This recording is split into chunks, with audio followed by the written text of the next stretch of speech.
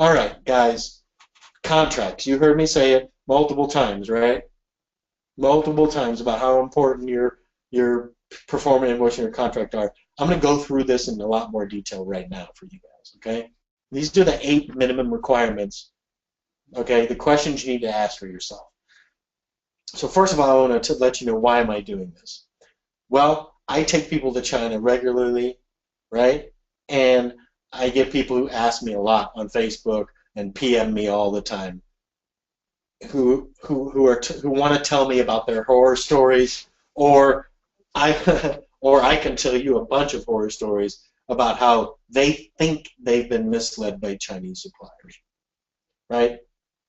They think they've been misled. And normally I ask them to send me their contract, their purchase, their contract, their purchase orders, and things like that. And some of them send me the performa invoice, and I look at it, and they want to send me, here's my emails, or here's all these chats that I had with them. And they may not even have a contract. Matter of fact, I take people to China, and the very first thing I say, and I repeat it multiple times, and I say it throughout multiple days, before even the buying days, and they start buying anything, that they need to get a copy of their receipt. It needs to be written in Chinese and English, and it needs to be very detailed, and they need to keep a copy and have it on them. And yet, 2 or 3 months later, when their products arrive, and they're complaining to me that it's not what they ordered, and I ask them for a copy of their receipt, they don't have it. Well, I know that 4 months later, I think they have an idea of what they think they've done, but the reality is, without the details, without this information, they don't. And this is wrong, and it's not the supplier's fault. I won't say that the suppliers are perfect angels and they aren't in a hurry and they aren't going to shortcut and they aren't going to move really quick and they're going to take advantage of people who are, I'm sorry to say, I don't even want to say the word, the people that are not smart enough to run their own business and take responsibility for their own stuff. And and I have no problem saying it, in the Western culture, and especially in people who are younger, 30 or below, it's prevalent. They're victims, and it's somebody else's fault. And I'm here to tell you, no, it's not, because the rest of the world looks at them like they're idiots, right? And so I'm doing this to help you guys understand what you need to be armed with and how you need to act when you deal with this. So let's do a quick overview of what this is going to be about. A PI, a pro forma invoice, is a contract. It's really a very simple contract, right? And an invoice alone, a pro forma invoice alone, is not going to protect you enough. It's basic protection, but it's not enough. So you need to write down the following terms and conditions in a contract. And these terms and conditions can be on a PI. So you don't have to be, Western legalese is not the same. So I'm taking information straight from contract law of the People's Republic of China. This is right from that. This isn't me. This is from China. So here's what it says. And there's I have a link to this if you wanted it, from the U.S. government, and it's in English, so you can actually read it, right? And the Chinese contract law from the People's Republic of China says, in order to have a contract, here's the conditions and the terms that need to be in it. Here's your clause: the title or name, and it's not called a residence. It's a stupid term, but it means residence. The term they use is domicile. So the title or name and domicile of the parties. That means it needs to have their name and title, company, and the domicile of the parties, meaning their address and your address. It needs to have the objective of the contract. What is the objective that the contract is trying to do? The objective of the contract is for this person to purchase and supply, or to supply me with 1,000 blue widgets in this form of fashion, blah, blah, blah, in how many units? 1,000. What kind of units? These kind of units. What's the quality of the units? Quality of the units?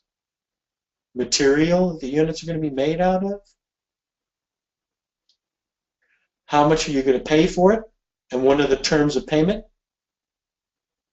the time limit that they're going to manufacture it in and get it to you, and where they need to deliver it within that time frame.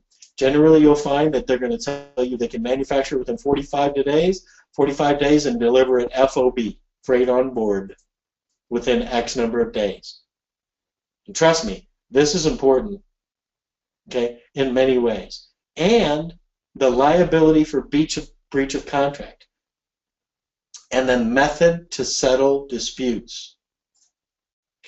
Nope, that doesn't do it. Sorry. You guys probably don't see that, but there's this crazy slide thing underneath there that's covering it up. Okay, there's 8 things that are required in a contract in China.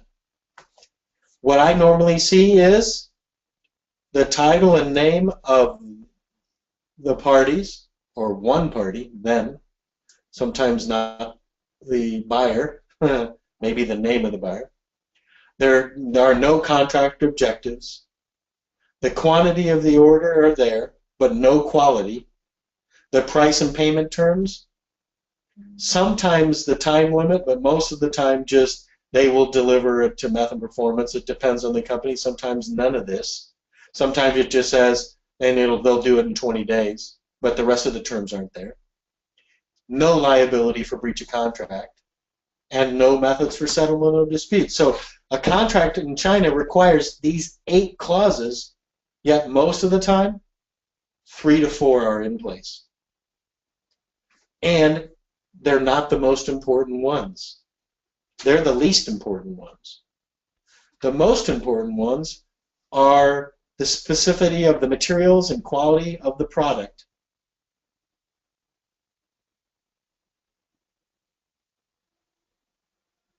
The time limit and the place and method of the performance. The price and payment terms are easy, but that's no big deal. That's easy.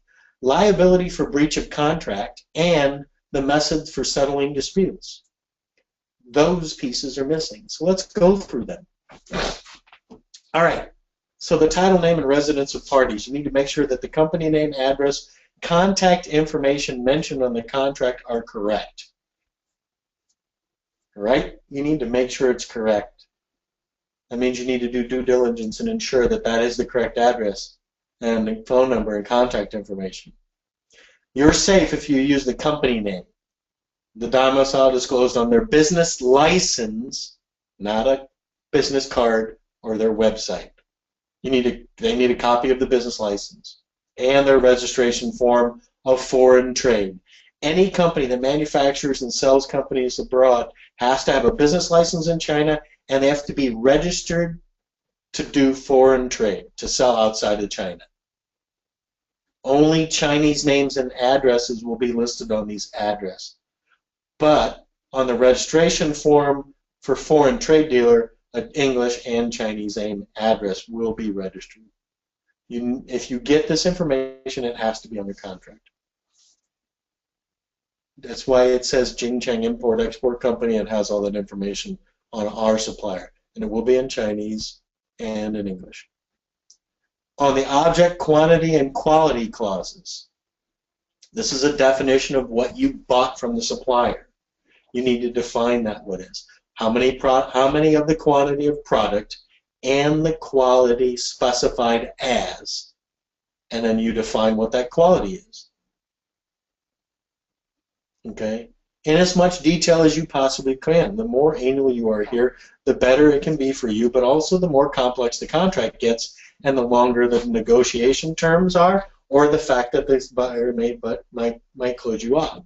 But this is where it comes in handy to say, I'm buying X number of units that match the sample that I had received, the pre-production sample that I had received on X date, this shipment number, and it's going to be made out of these materials and will be free of defects, will work to function, will be of this size and weight, blah, blah, blah, blah, blah. We'll have this kind of stitching, will be of this material, we'll have this weave and fabric, we'll use this kind of zipper, will be packaged in this way. I would get as specific to say how it will be packaged, what kind of labeling will be on the packaging, how it will be packaged in cartons for shipping, and what each of those cartons will weigh. You could get to that level of detail if you want. You don't have to. But you at least want to give the detail on what the product is, what size it is, how many you're going to get exactly, and the details of the product. The rest of it is easy to deal with, but I would get to as much detail as possible. So you want to use a full product description, guys. I see this a lot too. Jeff, my favorite, milk leakage. That was the description on the pro forma invoice for a product a customer bought. Milk leakage. Okay? Carved out. And it had nothing, it had nothing to do with milk leakage. Okay? When does a pitcher, a measuring cup, and some measuring spoons have to do with milk leakage? They don't. You need to have a very full product description in detail in English and Chinese so that the supplier won't be confused, and this is the next part, so they can't make excuses in case they screw it up, or so they won't purposefully screw it up. Not saying that they would, but if it's not detailed and they mess up, guess what? It didn't say it in the description. Your fault, not theirs. Chinese are experts at passing the blame. Those of you that work in big bureaucratic corporate America or government jobs should have this down pat, because otherwise you wouldn't survive in those jobs. It is the normal blame game, right? Do everything you can. Make sure you don't do anything that could cause you to be blamed for something getting screwed up, because it will. Guess what you need to do? You need to take action like this to ensure that that doesn't happen. Step 1, right here. Okay? So the quality clause is important. So you know the object, you're going to make detailed description of the object and how many of the object you're buying, and you're going to add a quality clause. And use detailed specifications to define the product clearly. It is a double-walled stainless steel thermos that holds this amount, that is this color, and be detailed in the color. Red, Pantene, number, blah, blah, blah, blah, blah. It has a white logo that has been delivered in the appropriate Adobe Illustrator or whatever PSD format to the supplier already. It will be in this color. It will be located at on this particular location on the product, and you'll give measurements, see detailed measurements on where that's going to be located. It will be packaged in this way. Okay? There's so many people who come to China only to put milk leakage or allow milk leakage to be the product description on their deal and have no quality clause, no product standards in their contract, especially in a PI. And especially after I've told them 5 times to make sure they do it before they even do their first one. This is super important. The next thing you want to make sure is done on your thing is the price, right, or remuneration. That's the legal, right, the legal way. You need to, basically the reason why you want to make sure you get your price set up in RMB and Chinese yuan is because of the volatility of RMB against US dollars, right, or French, or the euro, or the Canadian dollar, or Australian, doesn't matter. The Chinese yuan is very fluctuation really bad. So you want to make sure that you get your price and that it's negotiated and you have it in there, and make sure that it is firm on that price at the current exchange rate by the Bank of China. Okay?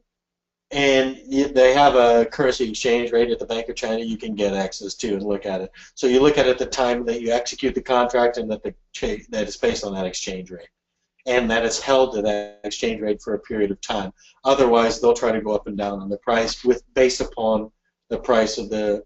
They're gonna try to go up and down on the price based upon the exchange rate at the time you pay, right? And I don't think there's anything necessarily wrong with it, and it doesn't fluctuate as much now as it did, 5 years ago, 10 years ago. So, but you want to try to lock that in as best you can because you're budgeting based on it. Time limit, the place and method of performance. These are those 8 steps we talked about earlier. You need to give a specific time limit for them to get it done. You need to ask them when they can get it done. If they say they can get it to you in 20 days and it will be delivered to the port that it's going to be delivered to, so that you can arrange shipping with your shipper. Sometimes it's good. You can have the manufacturer do it. Sometimes your sourcing agent can help you do it. It depends. I think our co-op for shipping is probably one of the best deals out there, and that if we can, the more people we can do, the better all of us do, because it's, at 0.7 of a penny, 10 cents, 20 cents a pop, 30 cents a pop per unit in shipping. It's super cheap. But you want to make sure that you have this detail. So they will be able to deliver your product in 30 days, and if you're coming with us, it would be to the loading port in Yiwu to be delivered to be delivered from that port to the United States. You need to indicate whether that you are going to allow partial shipment, because a lot of them will partial ship. They want to hit that date really bad, and if they can't hit the number of products and they can't get it in time, they're just going to ship what they have. That's a super common thing. We see that a lot.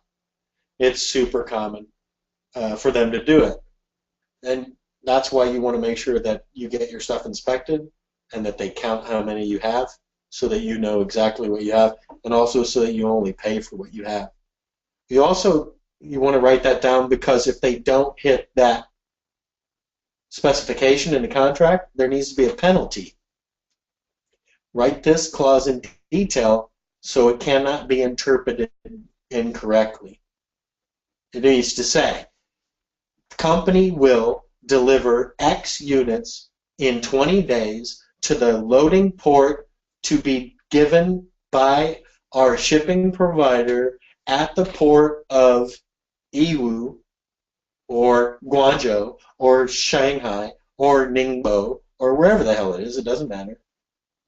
And for destination to be delivered to me on the contract.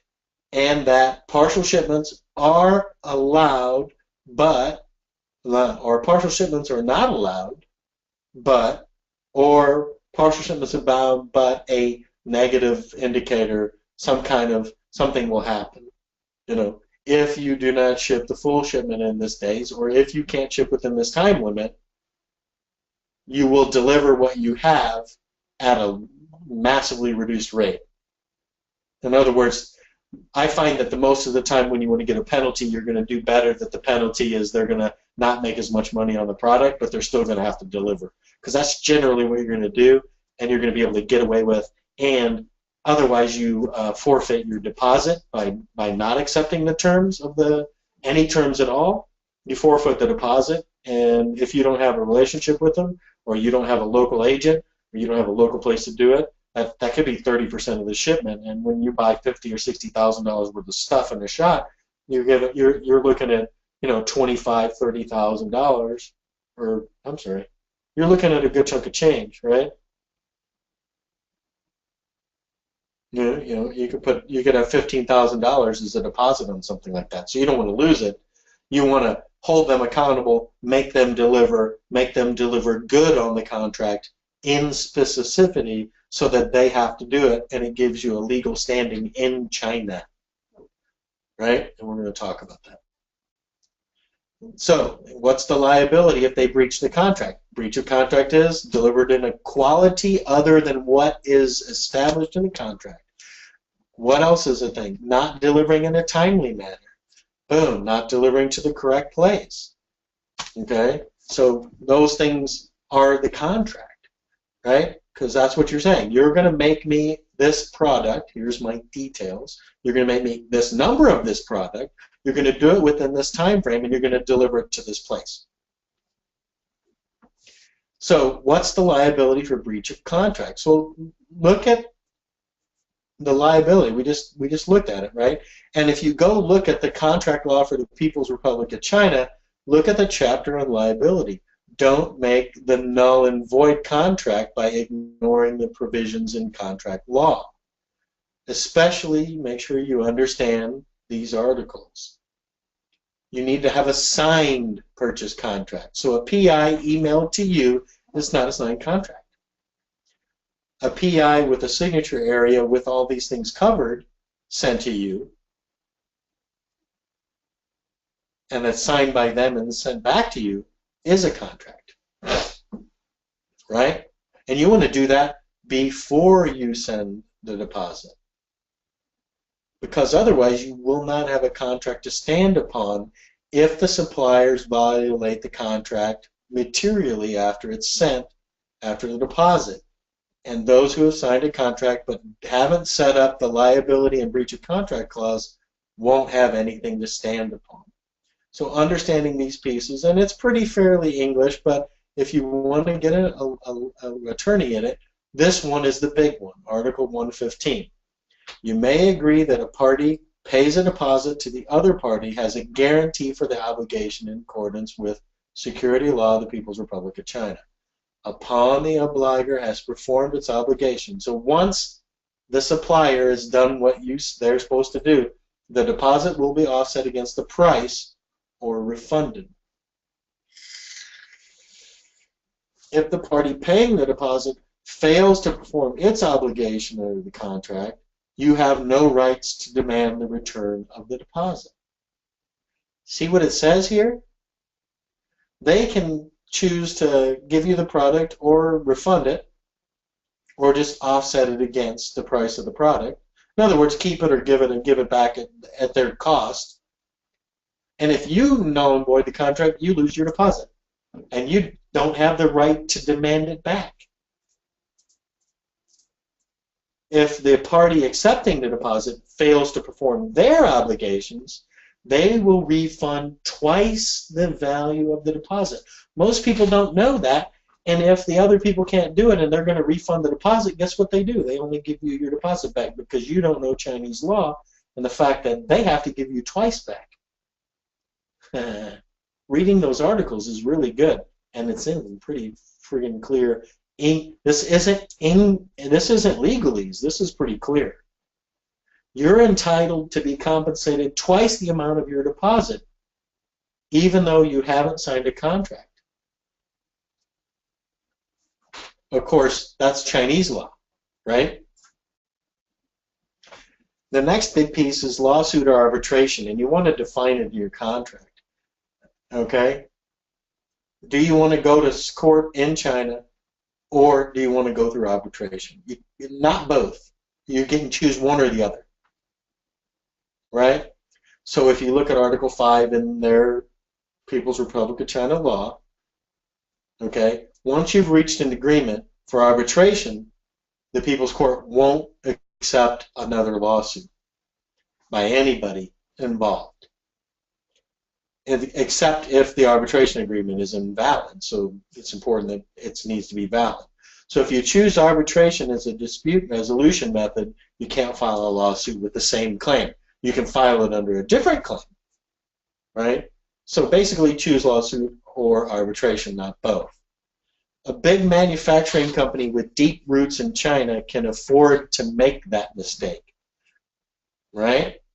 But most of us are little bitty companies that don't have big time top level connections in China, so we can't afford that mistake.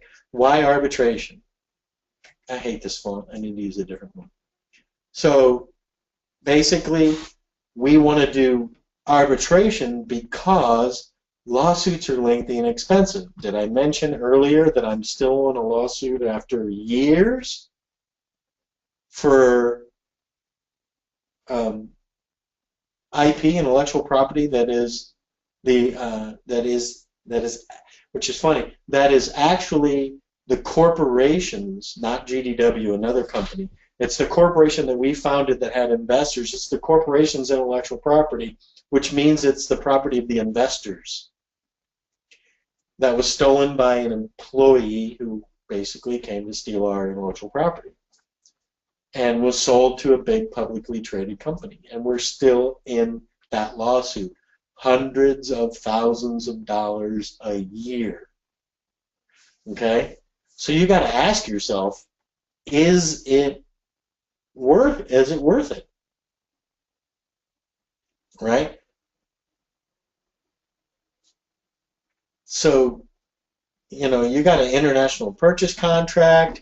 It can easily last more than a year. That's normal for Chinese courts. It's money and time sucker. In arbitration, it's quick, easy, and it's fast. And the award is final. And unlike the United States, they have to abide by it. Whereas if you lose arbitration in the U.S., it still doesn't mean you're going to get paid.